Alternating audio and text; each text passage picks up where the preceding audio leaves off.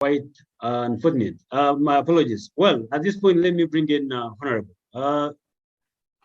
You are the heart of policy formulation and giving strategic direction at policy level and shaping this conversation on the bioeconomy and as an alternative development model to a petrol-driven economic development. Can you come in at this point to speak to us about your endeavor? Yes, please. Thank you, Jonah. I hope I can be heard. I hope I've been heard. Yes, I can hear you loud and clear. Good, thank you. Just for purposes of our listeners, my name is Remigio, Achia, Member of Parliament for Pian. Pian County is in Karamoja. I've been a Member of Parliament for the last 15 years plus, since 2006 anyway. And in this term, I chair the Committee of Science, Technology and Innovation, the Committee of Parliament of Science, Technology and Innovation. And I was very happy for your invitation to share some thoughts on this. And I think my beginning question is really, my beginning contribution is that certainly the recent pandemic has taught us that we need a minimum of self-sufficiency in key sectors of our economy. And what better way to do it through strengthening our bioeconomy, through the sustainable use of natural resources, our natural resources, because unfortunately, the theory of specialization as espoused by in economics has really fallen short, especially in these areas. Yes. Oh. And if we could really look at the recent pandemic, this teaches us that we must start to look inward and find some opportunity within our economy to use our natural resources in a sustainable way by focusing on import substitution and homegrown solutions. Some of the basic needs of our economy. And that really, for us as members of Parliament, in this Committee of Science, we have really taken an interest to see a way our government can direct our research agenda and prioritize resources to address some of the solutions, some of the challenges we face as a country. I can get some back noise. Apologies. Let's mute our microphones and we'll allow one person to speak. I'm getting a back noise. You can now speak. So, Jonah, as you clearly put it, that in the face of climate change, in the face of pandemics, the application of scientific and technological solutions to our natural resources, to our agriculture, to our health, to our energy requirements is paramount. And any government with the salt must try to start to focus resources, limited resources, to some of the areas that will help us to look after our people. Of course, there are various concerns we face, like, for example, in recent, our scientists are focusing on developing the cure for solutions to COVID. But along some of these ways, we have had to have concern ourselves with the discussion on patents, question of intellectual property rights, and the question of monopolies. As you know, during the time when we wanted generic drugs for HIV and other things, we actually, in some way, signed certain agreements which do not allow us at this critical time to produce our own vaccines. So these are some of the challenges as Parliament we need to kind of interrogate and see how do we get out of this scenario. So overall, we as politicians and policymakers, we are trying to redirect government focus to fund fundamental and strategic research in areas of our national interest. For a long time, a lot of our scientists, probably working alone and individually, have applied a lot of their efforts to do research in areas that were driven by foreign funding. But now it is important for us that if we need to direct our research and the resources we have to support our scientists to research in areas that will strengthen our economy. If we, in the face of pandemics, what were our limitations? What were the gaps? That's where we need to put our money. In agriculture, why should we put money for research? In education, in technology, in mobility sector, in the digital sector. So it is time for us to think as policymakers, what is our agenda under NDP3? What is our focus under NDP3 with respect to our economy, our bioeconomy? And that's exactly where we need to put money. The markets are imperfect. We have been trying to get some reagents to help our scientists do work, even machines, which is taking months since last year. They cannot access certain critical elements, inputs into the research process. So that tells us that there must be a minimum of strategic self-sufficiency within the country, including even labs, where we can handle some of these elements that we are researching and manipulating. We need to focus on that. And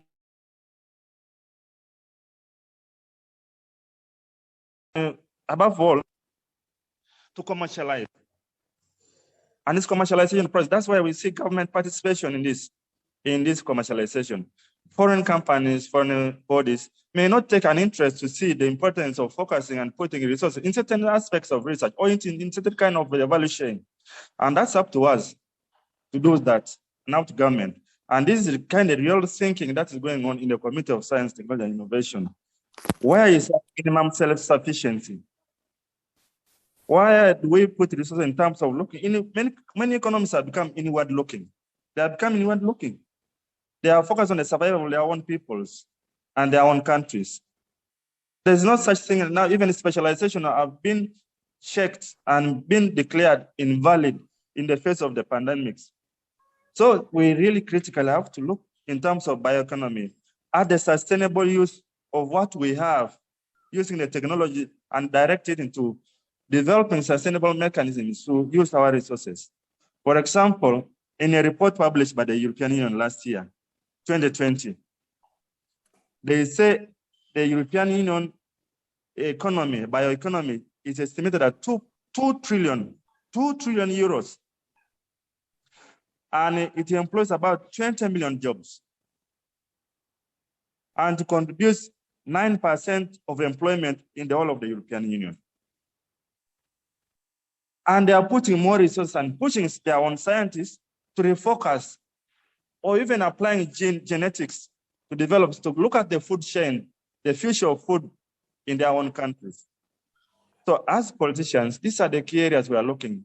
We are looking at the area of self-sufficiency, application of technology to gain the minimum level of self-sufficiency in areas either in health, in agriculture, and so on. We must look at the future of our own import substituting technologies so that we can address some of our minimum needs. We requested for PPEs. We were not able to access it. We had the money. We wanted the AstraZeneca. They didn't want to give us, the countries who want to vaccinate their own people.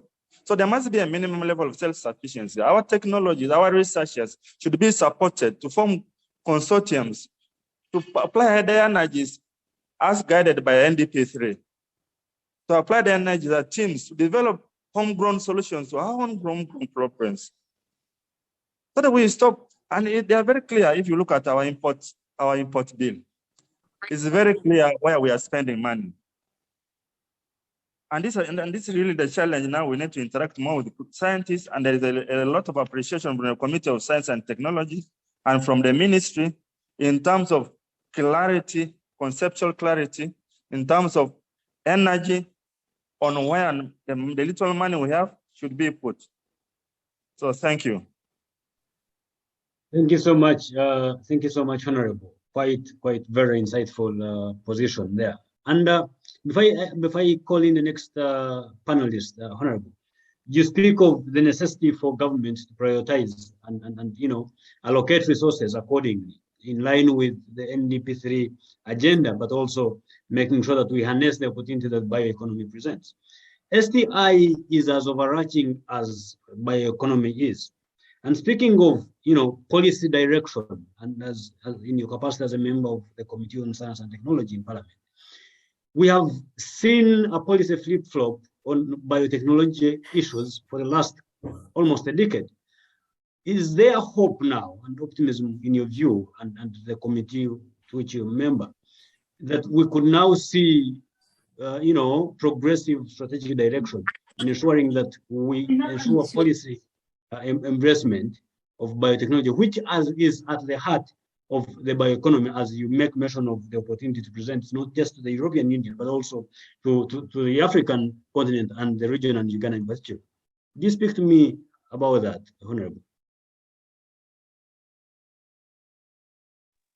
Can you ask the question clarity? Because clarity, we are very clear in terms of that it actually pushed us, this pandemic has pushed us so quickly to realize that we have been doing very little to realign our economy, even our own research agenda, to solving our own problems.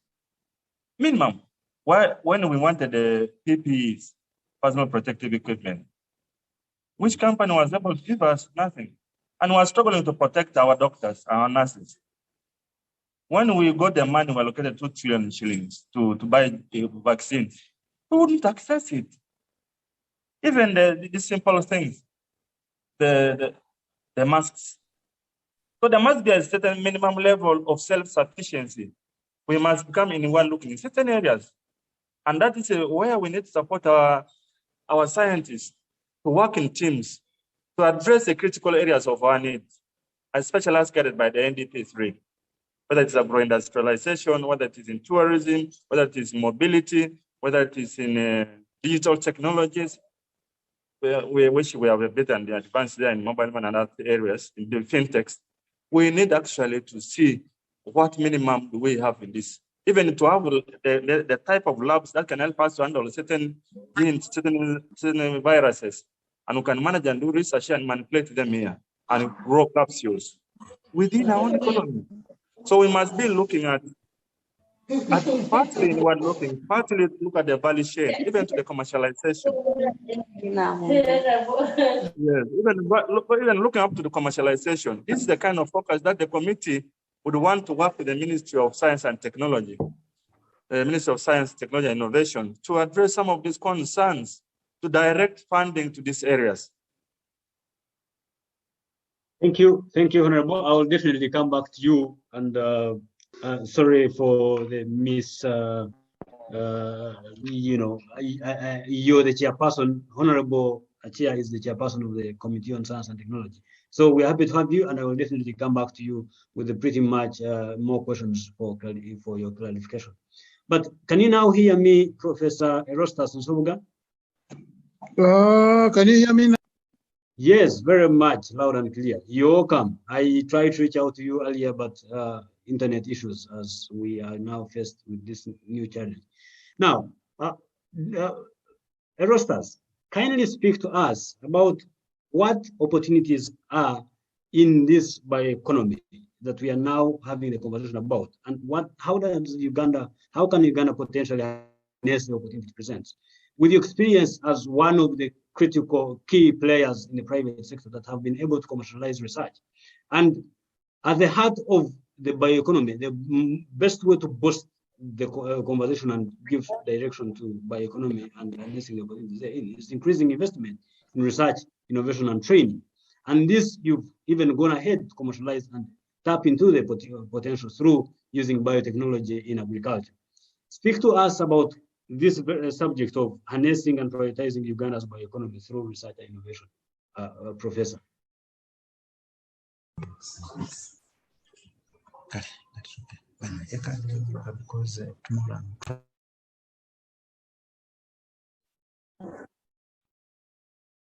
Professor Erostus, can you hear me now?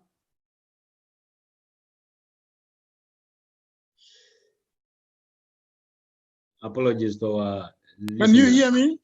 Yes, you're now loud and clear. Okay.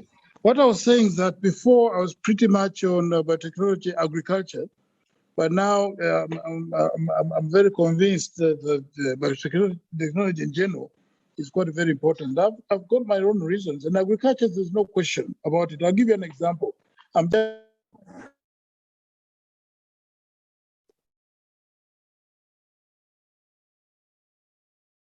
Kindly unmute, Prof. I think you. If all of you listened to the previous meeting, to the recent meeting in Glasgow on the climate change, and the testimonies which were given, especially from people from Africa and third world, you would understand how important biotechnology it is in agriculture. Because if we don't do something about climate change through biotechnology, in trying to get plants which are resistant in here and there and to different crops and environment, then we are going to be in very big trouble. That one, because of small time I have, there's a lot of proof that Africa must enhance biotechnology in order to solve our future food problems. And secondly, also, which is very famous now, if we, Africa, haven't learned anything about biotechnology and this, what do you call it, the pandemic, then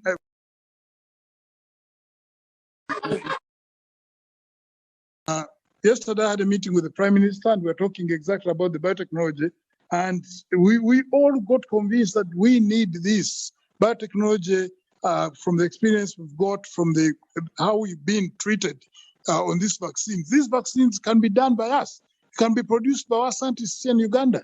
We can partner with other business, pharmaceutical, whatever, to produce these things here. But we're not allowed simply because we don't have this so-called biotechnology bill. And everybody seems to understand that biotechnology bill means GMOs.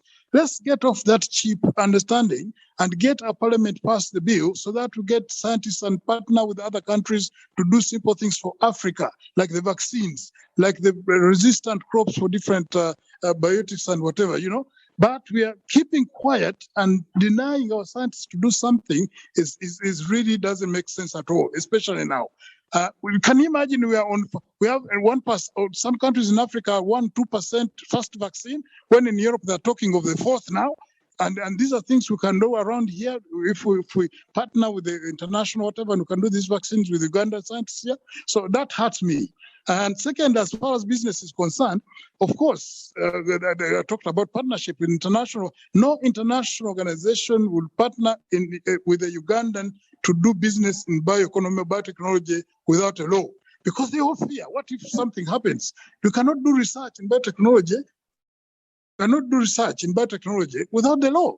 We cannot partner. There's no single scientist in this world today, regardless of what is doing, technology or science, whatever, without partnering.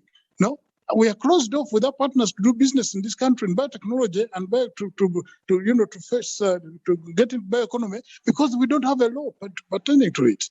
You know, everyone you talk about, you say, what if something goes wrong and whatever, you know.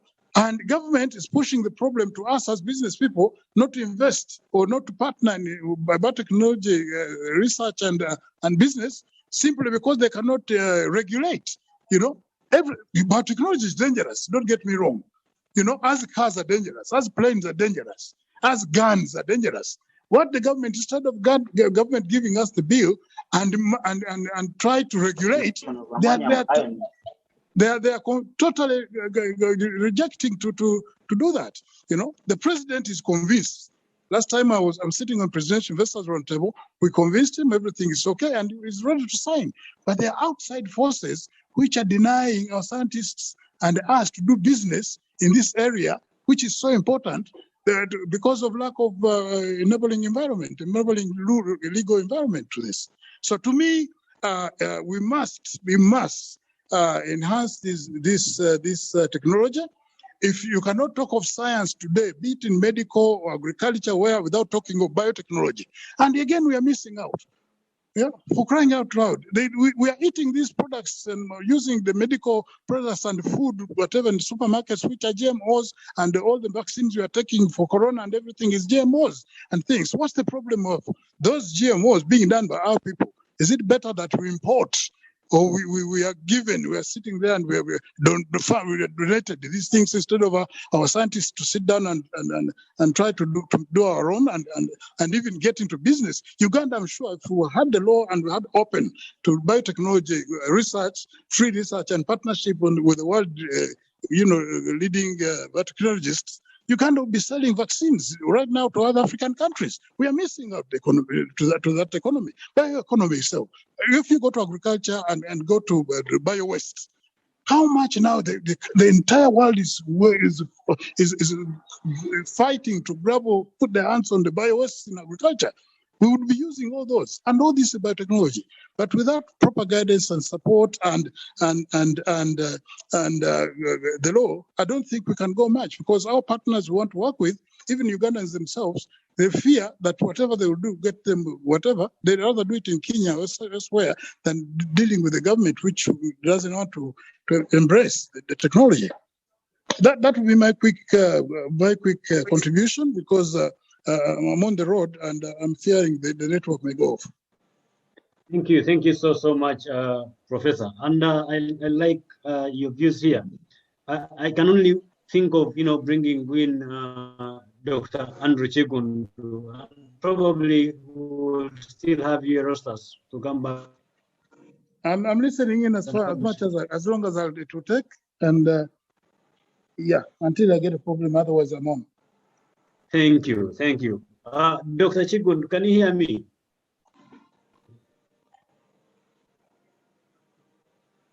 Well, as I wait for Dr. Kiggundu to, come through, Erostus has spoken about the necessity for us to harness partnerships and synergies, and crucially, increasing synergies and coherence between bioeconomy-related policies, initiatives, and economic sectors is very essential. And earlier on, the Honorable Member of Parliament, the chairperson of the STI committee, spoke to us about the necessity for government to now have deliberate resource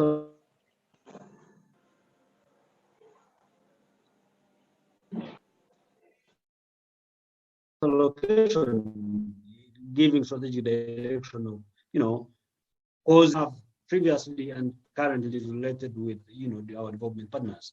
I would like to have your view on this. What has the experience been, and Erostus has highlighted the role of enacting biotechnology and biosafety law vis-a-vis us being able to tap into the potential that the bioeconomy presents, but also biotechnology potential and its diverse applicability in all economic sectors. Can you speak to us, if you're there, Dr. Andrew Kiggundu?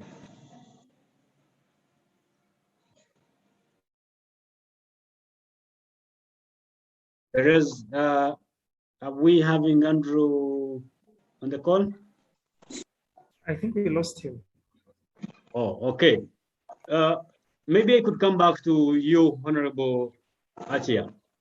Erostus highlights the need to have a law enacted on biotechnology and biosafety. And like I noted earlier, we've seen an endless policy flip-flop, particularly on biotechnology. And this definitely is under your decade as the Committee on Science and Technology. What can you tell us about the prospects? What's the future like for biotech law enactment? John, as you are aware, our scientists are already handling these GMO products. You are aware of the work that is being done in various universities. You are aware of what is done even in our biotechnology people in Kawanda, Namlongi, many other institutions, including even the Presidential Scientific Initiative on epidemics. There are scientists, consultants of scientists doing some work in that area. I'm sure the Minister for Science will speak to that.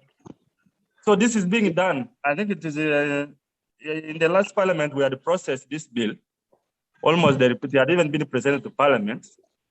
It had gone through the first reading, the second. I think we were supposed to go to the committee stage. To that to the second reading, so that we could finalize it. Unfortunately, it was caught by the hand of the other parliament, part of the last Parliament. Everything had been done. There were issues, concerns from the private sector, individuals, from farmers, from various groups, and that made the president, I think, return the bill to the House. Before the committee now were informed a week ago that the president informed that he is resubmitting. They have asked so that the bill will be submitted. Then the minister, I think, will speak to that. The bill will be brought before Parliament again. And I think we need to make a decision on it. And we need to kind of sort out, because this is already something we have done before. those other challenges, concerns that were raised and which were constraining the parliament from passing the bills, and also clarifications from the president. And some of these things need to be sorted once and for all, so that we have a law. We are doing things now, actually, we are doing things without protection, as a previous speaker said. We are doing things without protection. What if something goes wrong? Who will be blamed? See? There's a question of regulation is happening. But we also have to deal with the questions of intellectual property rights. We have to deal with issues of patenting. Can you imagine that? And when we wanted, during the days, a few years ago in the 90s, when we wanted to access ARVs, these foreign companies, monopolies, forced the government of Uganda to sign away its rights to develop, to have patents. Because we accepted to produce generic drugs. Because they are afraid we will do something very advanced and we will surprise the world. So they don't want us to produce our own drugs, our own vaccines. So we must get around this. And it's lucky enough, this thing is expiring in a few years. So we must develop this so that when time comes, we can patent. We can initially begin by patenting the processes. If we cannot patent the final product yet, even the process can be patented. That we have our scientists have gone about this development of whatever we need. So the law is really needed, and we must do it, and we must pass it. And once government brings it before our committee, I think our committee is a very young committee. It's a very dynamic committee full of well-qualified members. Most of them a number of them from academia, from practice. We've been, and others have been lecturers in universities. So we have a clear understanding of what it means to pass this law and to have a law. Even the law to say we don't want GMOs. If at the worst, let's pass a law saying we don't want this. But at least that's we need some regulation. If they really, we must make a decision to say, yes, we want this, we want it handled this way. We don't want this, we don't want that. So we must pass a law. And that is, I think, that's the clarity I want to say. Yes, we are waiting for government to retable that law and we're ready to proceed and pass it. Thank you. Thank you, Honorable. Back to Erostus. Yes, please. Can you hear me? Yes, I can hear you loud and clear, Erostus. Thank you. Honorable speaks. Thank you very much, Honorable. Maybe just a question, Erostus, before you come in. Yes. We have witnessed in the last 2 years and what is arguably a vaccine appetite.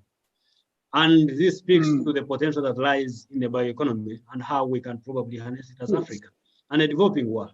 Yes. But this lack of an enabling policy environment facilitates development and commercialization of research in that regard.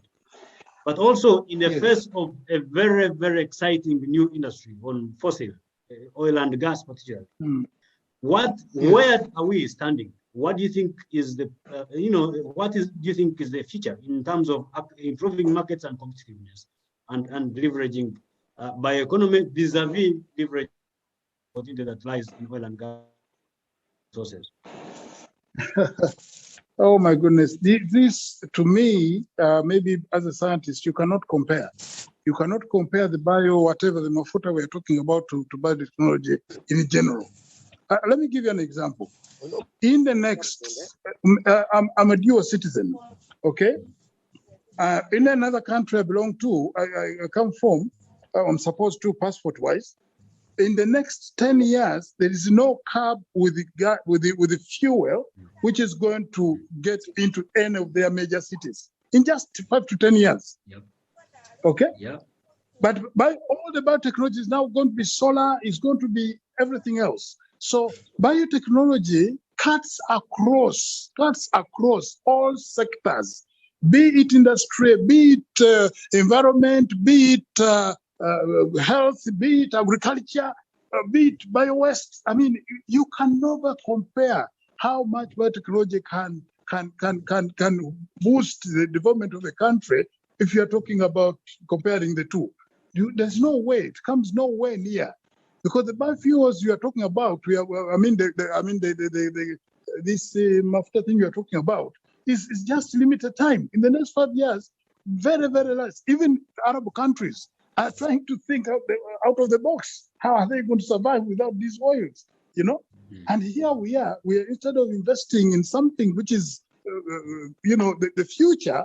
And I'll give you an example. Africans will take too long to realize things. And the most hurting, as an African scientist, is that we continue using the people, other countries, Europeans and Asian technologies, while we are denying ourselves the same. You see, we are denying ourselves the biotechnology, and we will call it, this GMOs, in terms of vaccines, in terms of food and everything, when actually they are selling these things to us. To the extent now, they have even stopped from not only selling, but they're actually denying us. Even with the money now, you cannot buy the vaccines you want. No, so the question comes, and this is biotechnology. So the question comes: are we really? How long are we going to sit, and look where our people are dying of hunger, of medical problems, health, and whatever, while we're waiting for UN or US or whatever to offer something, and we are like beggars when we have a right. I'll tell you this last. You go to most universities in Europe and in America. There isn't a top, even factories making these things. There isn't one where you don't find a Ugandan. Meaning, most of the Ugandans with the good water, they are being imported and they are being used there instead of doing the things here. They go there because here there's no environmental. There's no proper, environment to do their professions. So let us wake up, ladies and gentlemen. This is a lesson. We even with money, because we normally talk about we want to beg. This time we are not even begging.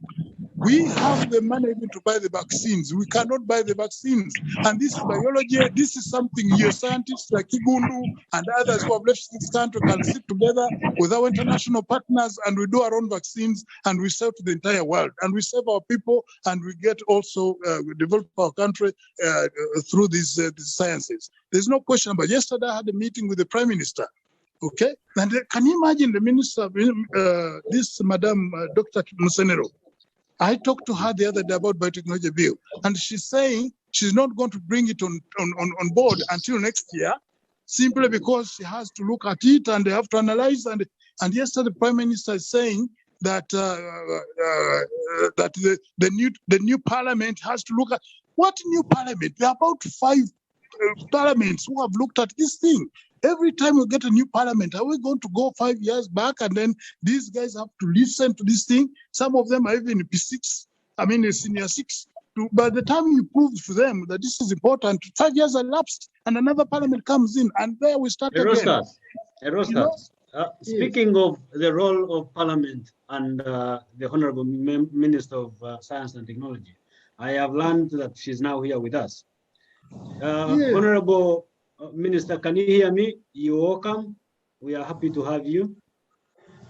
I hear you, Perez. Thank you. I'm joining. Thank you so much.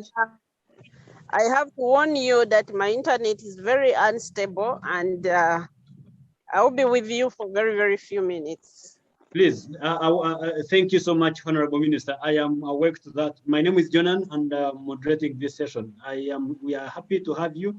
We have already kicked off this conversation on advancing Uganda's bioeconomy through biotechnology, but also in particular harnessing and prioritizing Uganda's bioeconomy and investing in research and development. And key that has been highlighted, our previous speakers have, alluded to drainage that has come due to the policy flip-flop. And we have also underscored and underpinned the role of biotechnology at the heart of, advancing and boosting bioeconomy endeavors. So on that very note, amongst other things that we've already discussed, aware of how much time you have limited, can you come in, Honorable, and speak to us on this very subject? Daudi. Thank you very much for inviting me. All protocol observed. Again, I want to register my apologies for not being there, as I should have been exactly on time. But I've been I had to run out to do some emergency things, and these are the few minutes that I can afford to give us. So, of course, Uganda, like all other countries, especially the least developed countries, we have a lot of resources in our bioeconomy.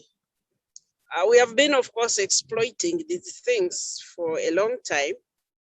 And we have been working on it, but really utilizing these resources either in a very raw form or with limited knowledge and understanding. And we have not had sufficient exploitation or investment. Now, just as I was coming in, I heard that, people are kind of irritated or frustrated that there is delay in the policy, setting the policy framework. Yes, we don't yet have these policy frameworks in place. And yes, it could appear late, but I think the important thing for us now is to discuss how to move things forward. I learn from the past, learn from what has delayed us, learn from what has not taken place in the right way or what stopped us. And we work together now to harness what we have. And I think if this meeting can focus more on the way forward and on what needs to be put in place, some of the things that are there that I would like to comment on. One, the timing. You could say that we have not had this, but there is a right time for everything. We may have wished to do some things earlier, but we were not wiser. We did not have the knowledge, the understanding that we have now. I think that this is COVID came and really introduced a great awakening on the African continent, and especially in Uganda. And I think right now we are more ready. Possibly if we had entered some of these things before, we would have made mistakes where we have these frameworks in place, but then we make mistakes in their application and we don't benefit as much as we should have benefited. So the timing, there is always a good time for us to start. And I think that right now is a good time. A lot of work has been done. The relevant policies have been drafted. I've looked through some of them, understanding now what we know now and where we want to go with this. We will need to do some revisions on some of those drafts before to make sure that they are really, we seal any holes, any gaps, and we streamline better so that we may get the maximum benefit. Okay, thank you so much, Honorable. And I hear you speak of the necessity for us to tread cautiously. We have a good addition to us. The second point, we have some laws that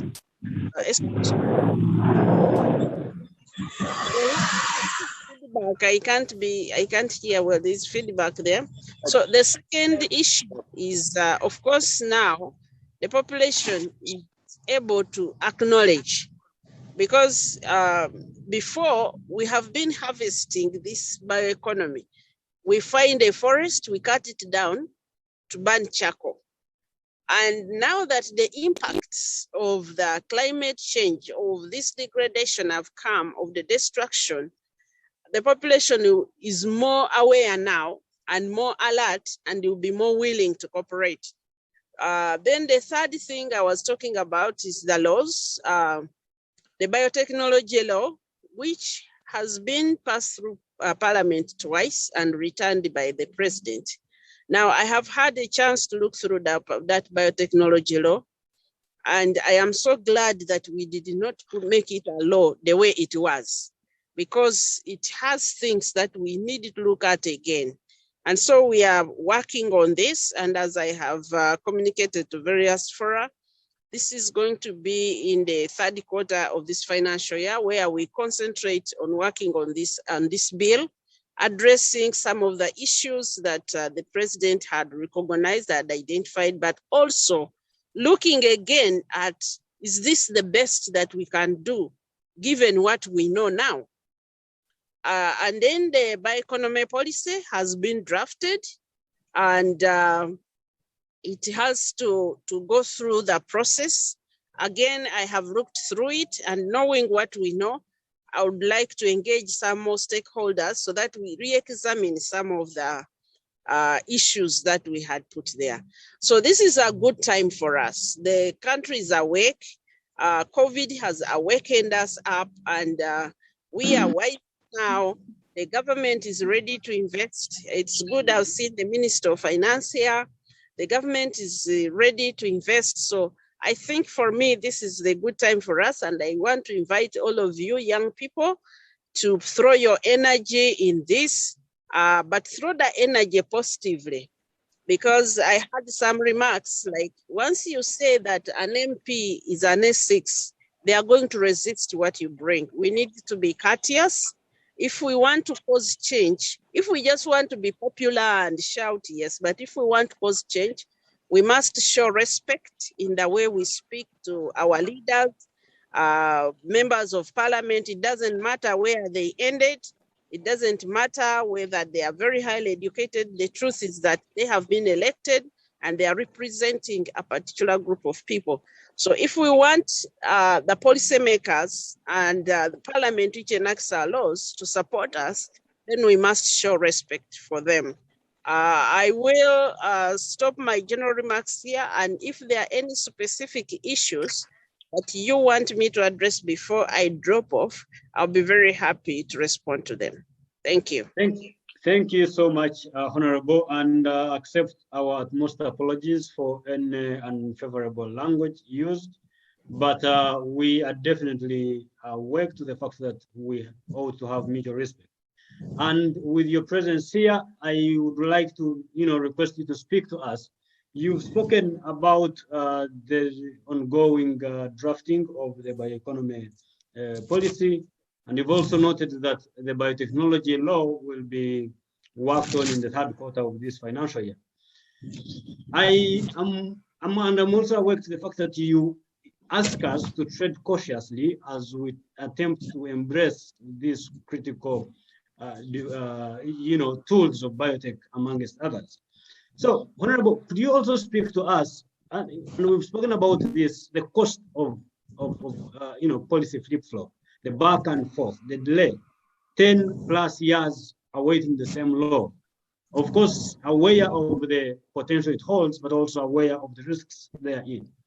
Can you also speak to us on, we've had an ongoing controversy around, the transition of the office of the Ministry of Science, Technology, and Innovation. We think that the key, institutional capacity is as instrumental as policy being an enabler of shaping the path forward, which you ask us to be, to be awake to. Speak to us about this whole transition and how it can possibly contribute to shaping and contributing to the conversation on bioeconomy. And I will ask Arthur Tugume to come in here before you come in, Honorable. Arthur, Professor, please.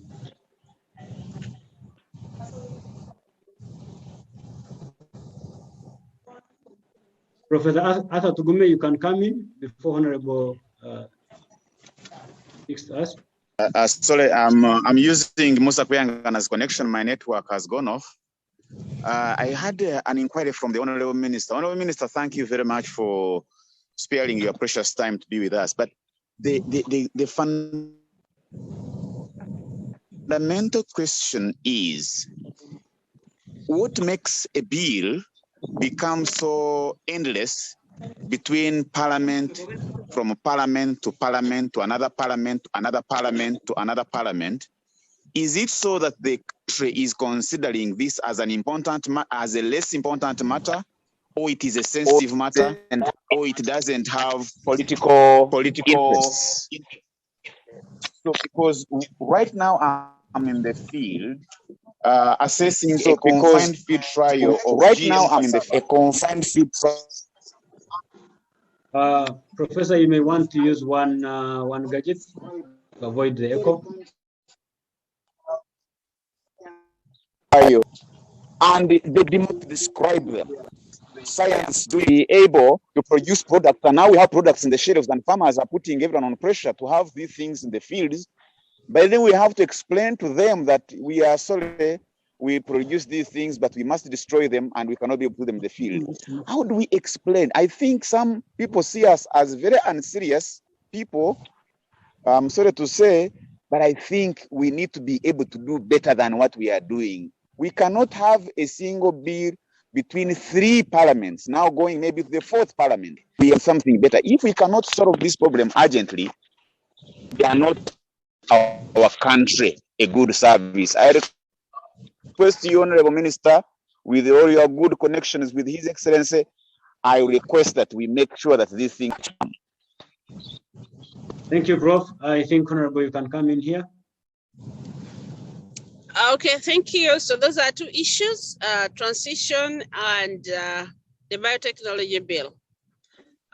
Transition, we all know that the president, as the chief person in the nation, really bears the interests of all the citizens.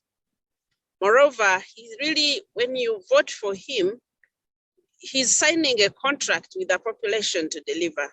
So from time to time, he will look at what has been and see and judge that, well, as I try to do this, it's delivering. So that he will, yes. So for those of you who may not be aware, over the past 3 decades, there have been multiple efforts to strengthen institutional capacity to implement science technology in the country. There have been multiple institutions that were created, and this has been growing and changing to serve the different needs of the nation. At the beginning, it was to just build the human resource. We didn't have a level of learning in the country that could support a productive science. We didn't have good education.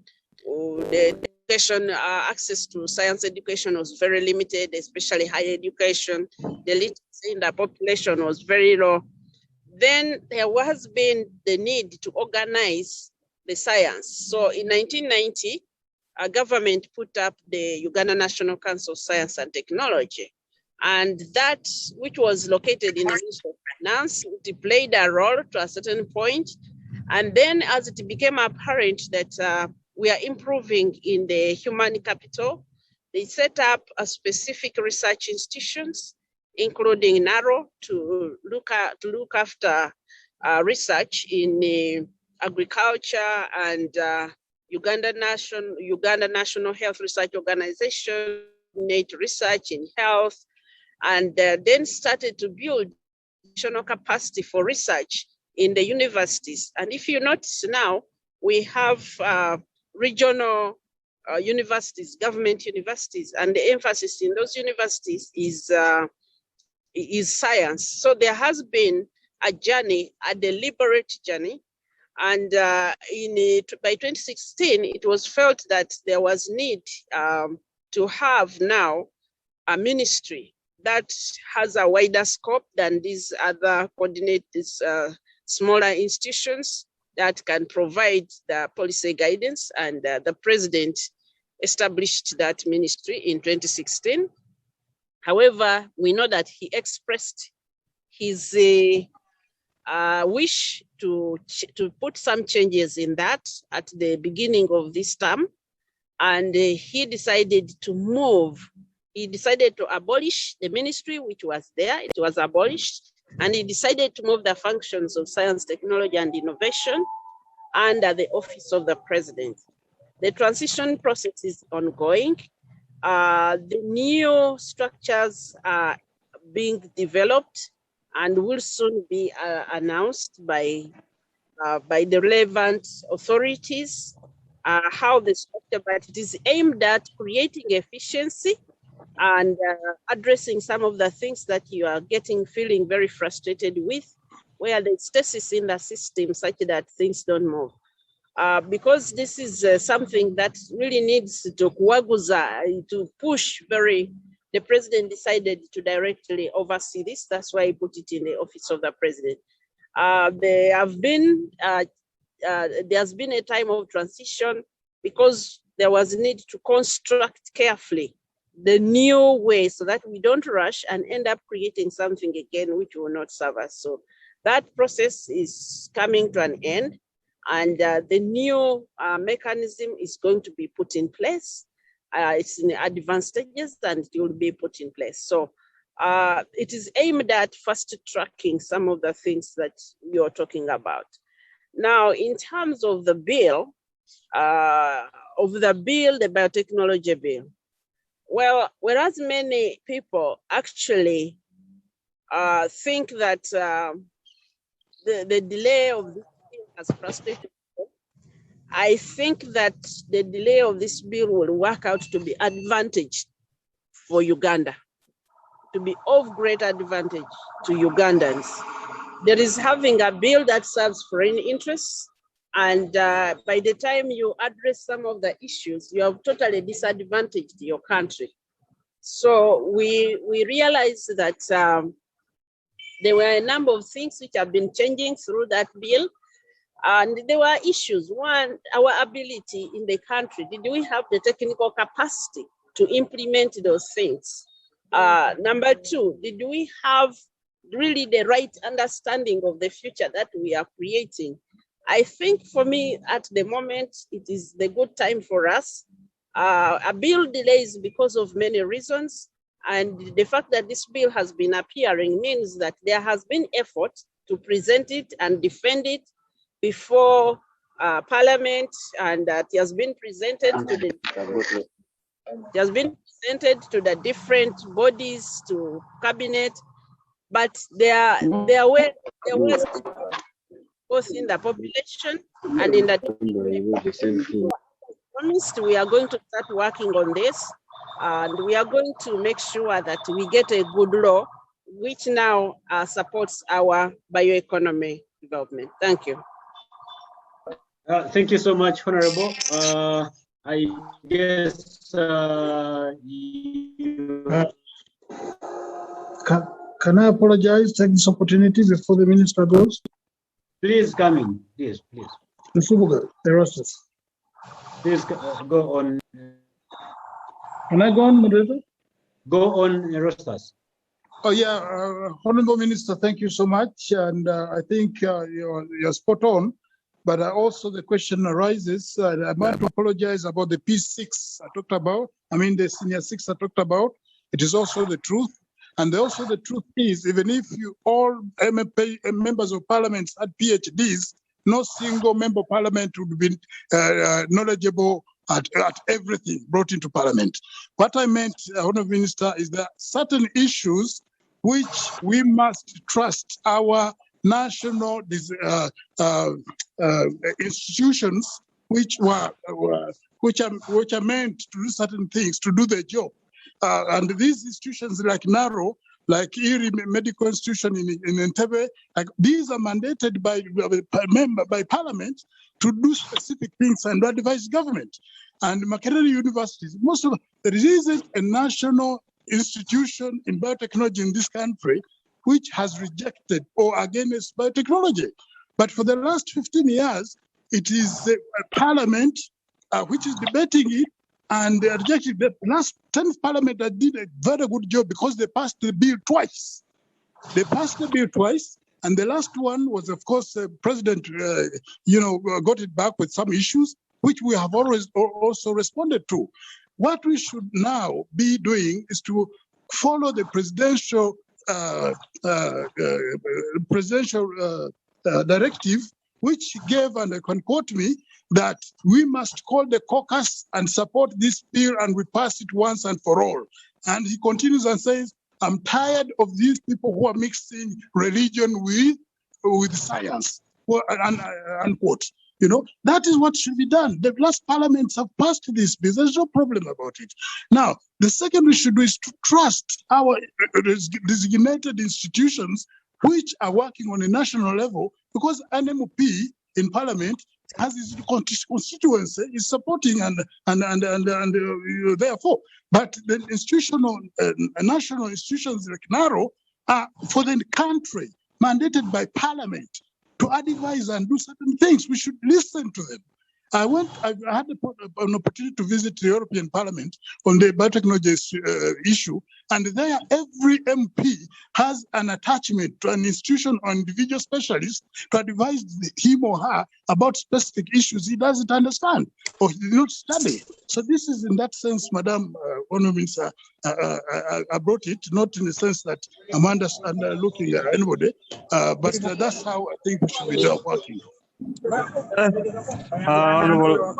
Yes, Jonah. Yes, Jonah. Allow me make one brief comment on that because I'll be Honorable Minister, may you allow just the chairperson of the Committee on Science and Technology, Honorable Achia, to speak, then you can close right after that with your remarks. Please come in, Honorable. Thank you. Thank you. I just want to throw some comment on Dr. Nsubuga Erostus. He said in his statement that we should trust institutions that are mandated to do something and listen to them. We are also an institution that represents the people of Uganda, depending on our different levels of education. You should trust us also to do our mandate, to do our work. Why should we continue to apologize without apologizing? That's disrespectful for an elder like that. Please accept that Parliament does its work, you do your work. We are all in this together. Yes. Those spiteful statements should not be in this forum, a science biotechnology forum. Yes. But what I meant, sir, is that the same Parliament, is the one which set up these institutions to do their work as well. It's the Parliament itself. Exactly. Why don't you allow us to do our work? You do yours. But you could also listen to them. Otherwise, why did you set them we up? have passed that. We have passed that. Chair. Okay, thank you, Honorable Minister. Before you come in, and it's quite a very exciting discussion here. However, we've been in the heart of a vaccine appetite. Could you close with giving remarks on both the comments raised to COVID-19? I haven't heard your last comment, please. Yes, I was noting that Uganda, just like the rest of the developing world, have suffered an experience with this vaccine appetite. And there has been effort and investment in Uganda's development of its own vaccine. Could you give us an update on the progress in that line, but also comment on the previously raised comments by the other panel? Okay, first, I want to again echo that a platform like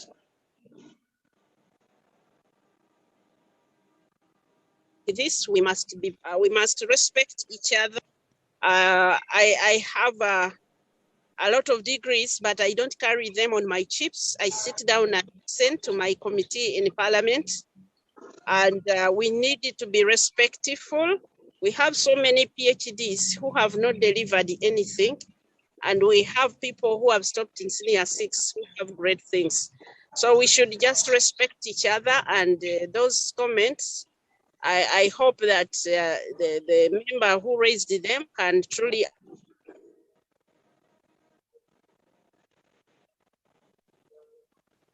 Someone is muting me. I think it was erroneous. Go on, Honorable. I think the host did it erroneously. Okay. Again, I want to go on record to say we should respect, and it doesn't matter how educated I am.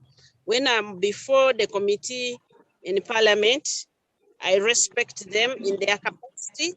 If they were wise enough to set up these institutions, they should be wise enough to supervise these institutions. So if it's okay, we are going to take the law forward. The committee, STI committee, the chair is here. They have been pushing, and I have promised them. My technical people are going to, we are already starting to look through the entire bill, and whatever is going to come out, we cannot go back into the past. We can only work for the future. In terms of vaccine, of course, I hope that all Ugandans have seen the disadvantage of being underdeveloped and having apathy and just being reactionary and emotional instead of understanding science. So right now we are working on developing our own vaccine capacity at multiple points, and that work is on course.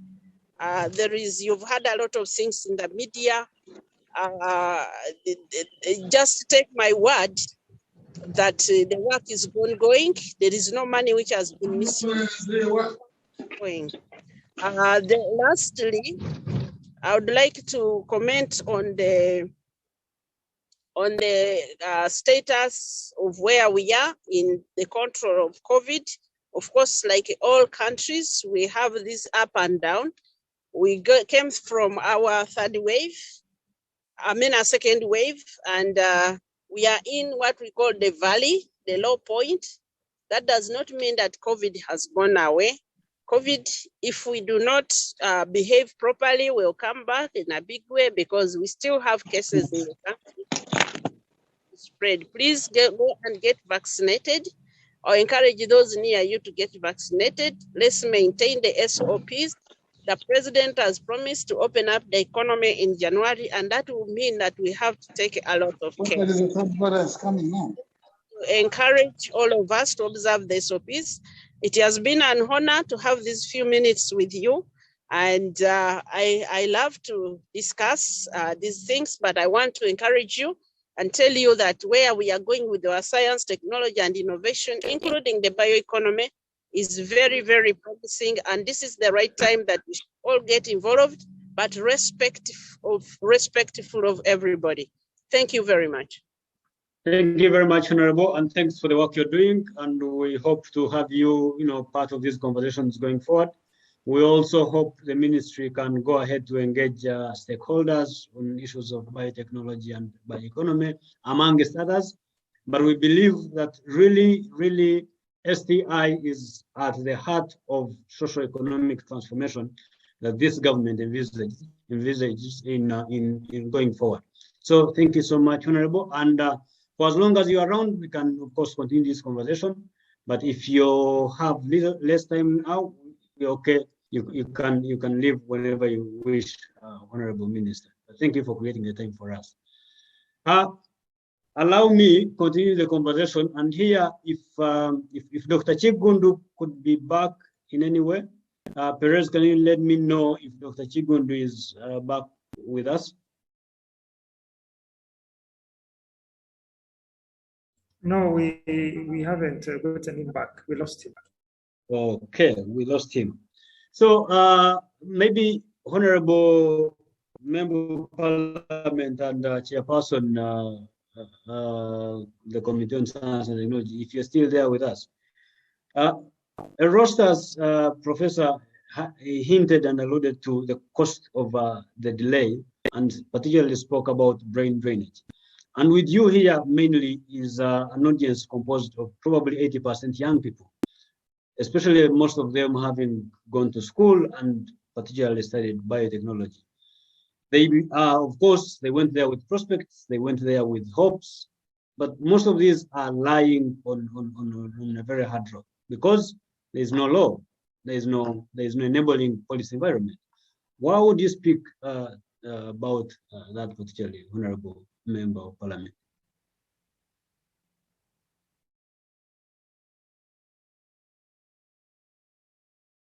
Do we still have him? Do you still have? Yes, still with us. Honorable, can you hear me? Well, probably not. Erostus, if you can hear me, you can probably comment and give advice. Yes, please. Yes, please. Can you hear me? I don't think that it is just about the absence of the law, which has been the only problem. I think one of the issues is that looking at the landscape of how we have moved in terms of redirect research, even to the recently forming the Ministry of Science and Technology, recently compared to where we were in terms of focus, I think the problem has really been in focus and emphasis on it. And some of these shocks, including pandemics, I think waking up to the reality of it, that we need to have science at the center of so many things.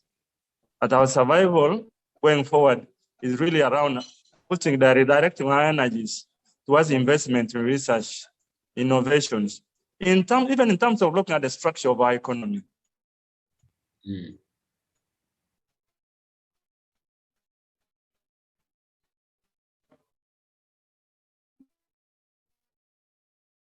I think we've lost the Honorable Member of Parliament. Yeah, unfortunately, I don't know what has happened. Yeah, unfortunately, I don't know what went wrong. I can now hear you. I can now hear you. Yeah, but I think in terms even of the focusing our investments in research, we needed to really align them to our key strategic areas. What we do, we President talked about value chain. What are the key areas that we want to take it from production through to processing, through to the market, through to commercialization, including vaccines. Whatever it is we want to do in our economy, we must pick themes and see how we're progressing there and put resources. I'm very happy now with the way we have structured, even in terms of the money that is, we have not yet spent the money for the Research and Innovation Fund under the Ministry of Science and Technology, that 120 billion.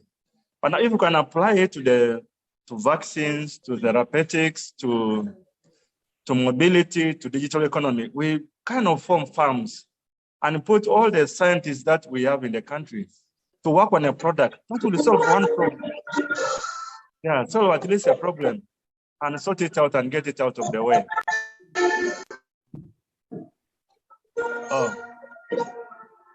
Kindly mute, Perez, kindly mute, and we have one speaker at a time. Thank you. Please go on. I'm starting to enjoy some music. Apologies to our listeners. Perez, is there a way you can mute someone? Okay, go on, Honorable, as in conclusion. Sorry to everyone. I don't want to impute that there is some sabotage there, but okay, let me be kind to Perez. Let me be kind to Perez. But anyway, I think we need to bring clarity even in terms of research. A lot of research was driven by other agendas, by money. You know what?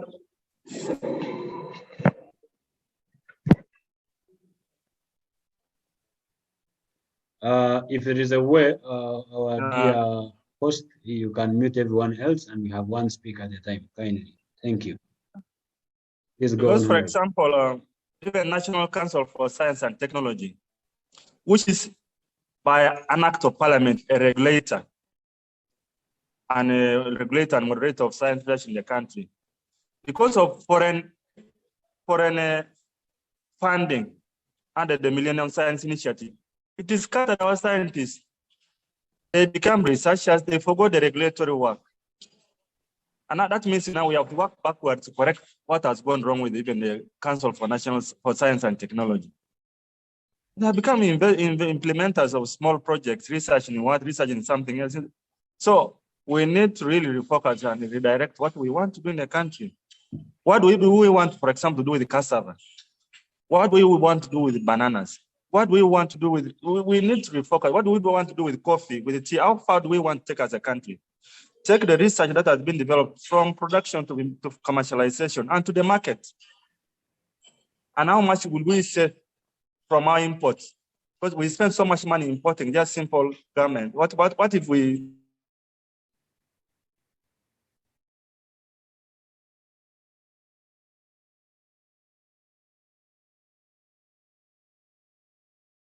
Okay, I think we've lost Honorable. And if Professor Erostus is still with us, you could give your key closing remarks.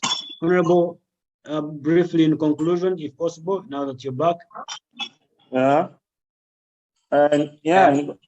conclusion, I think in brief, the law has not been a problem. We need to have refocus. We need to have clarity in terms of areas where we want to invest.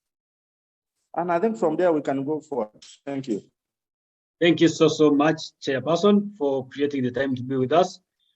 Professor Erostus, if you're there, you could come in conclusion and speak to young people about specifically how venturing in entrepreneurship can be an option in the face of these challenging circumstances.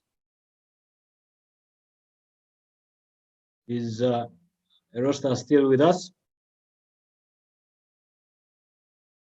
If not, I want to thank everyone. I want to thank the panelists for their remarks, for their views, for everything. Really, it's been a very engaging conversation. I only hope we can have more of this.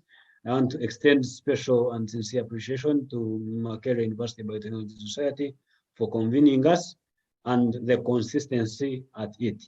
So back to you, Perez, and thanks to everyone who created time to join in this discussion.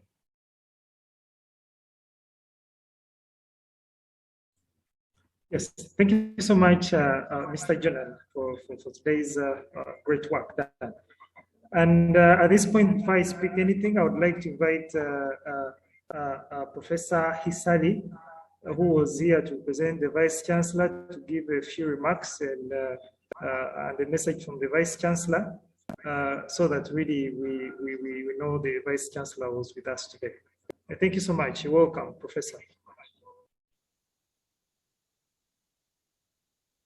Thank you.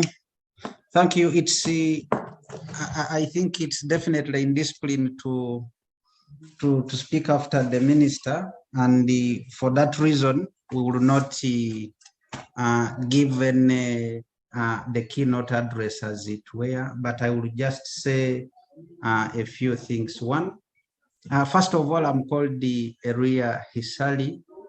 I'm acting DVC Finance and Administration, and the Vice Chancellor requested me to represent him at this discussion because he has another engagement. He sends you very warm regards, and he says thank you for the work you are doing.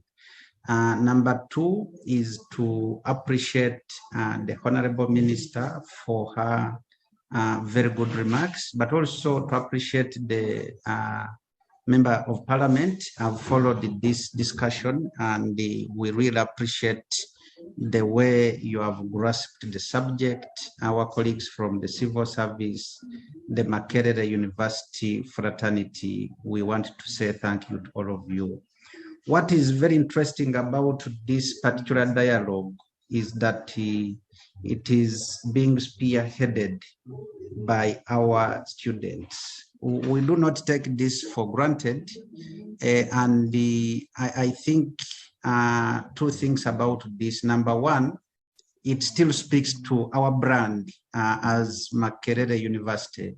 If students are spearheading this, then definitely we are still what we have been all along. We are a true world-class university. To our dear students, we appreciate you, and indeed, these are the type of engagements that we need to be involved in, as opposed to running around with security, destroying property, and denting the image of the university. So this is a very good example.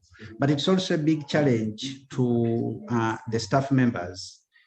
If students can come up with all these, where are we? How much more can we do to support the policy making process?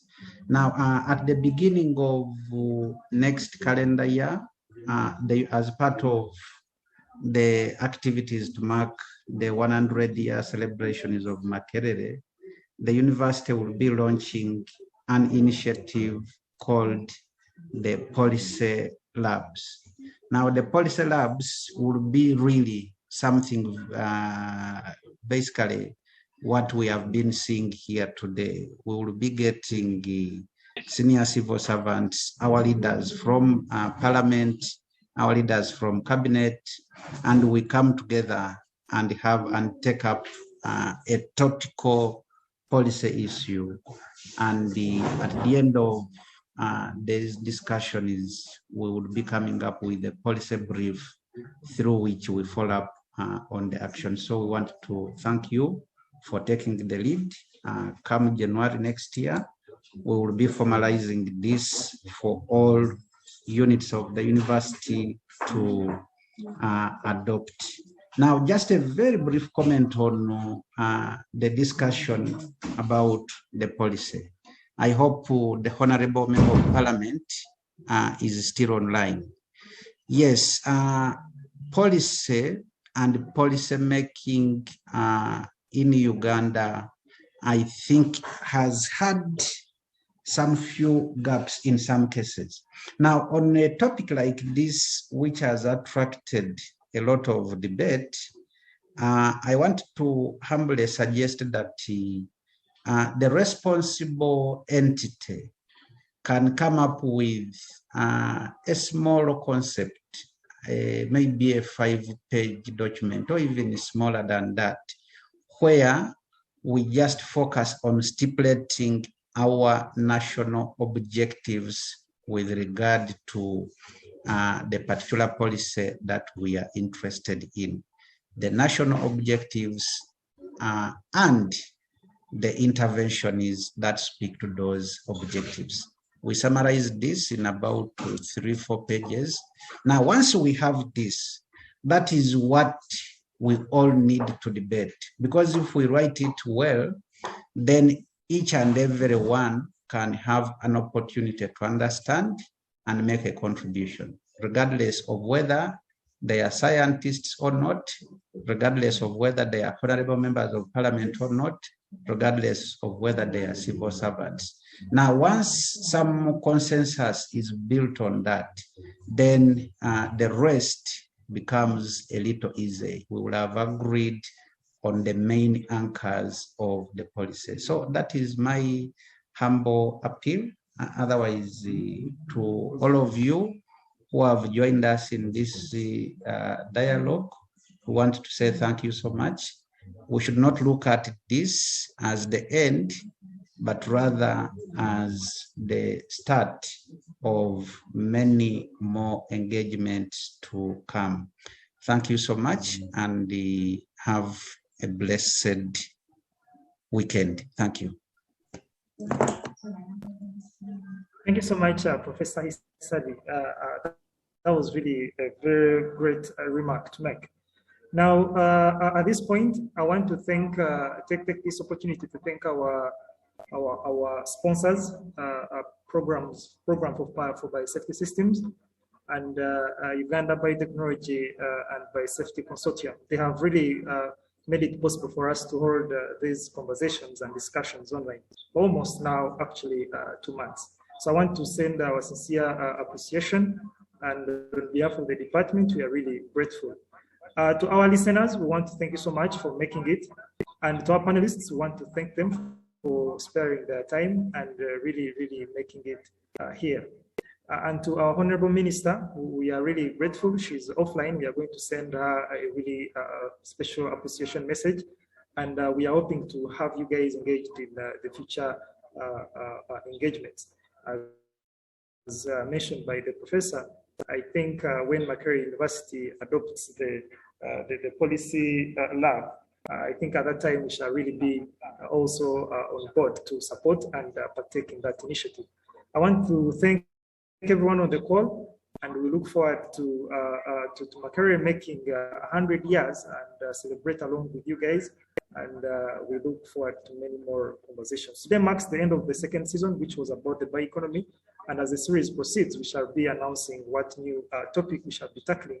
And we hope to have you guys come and attend and participate in this wonderful webinar. Thank you so much. Have a lovely day.